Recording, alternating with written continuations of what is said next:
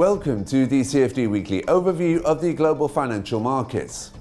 The euro sharply strengthened against the dollar after European Central Bank President Lagarde unsuccessfully tried to rein in interest rate hike expectations, which lifted the currency to a 3-week high last week.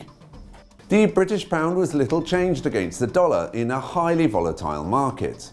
The Bank of England raised its interest rate to 0.5% but adopted a cautious tone on the UK's economic outlook, limiting the pound's upside potential. The Japanese yen weakened against the dollar in a very volatile trading week.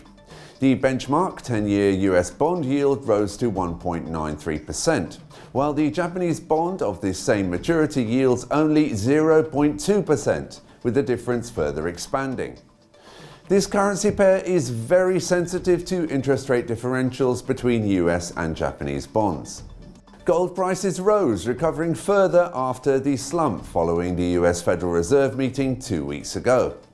This week, all the focus is on the upcoming release of the US Consumer Price Index figures for January on Thursday. US stock indices consolidated after a very volatile beginning of the year.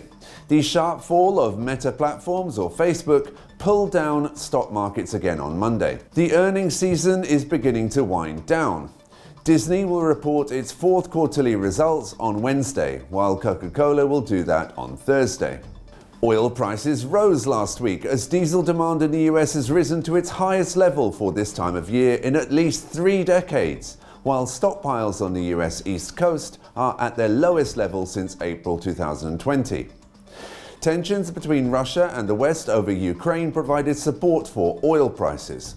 However, oil slipped on Tuesday as indirect talks between the United States and Iran resumed. Negotiations could revive an international nuclear agreement and allow more oil exports from the OPEC producer. You've been watching the CFD Weekly Overview of the global financial markets.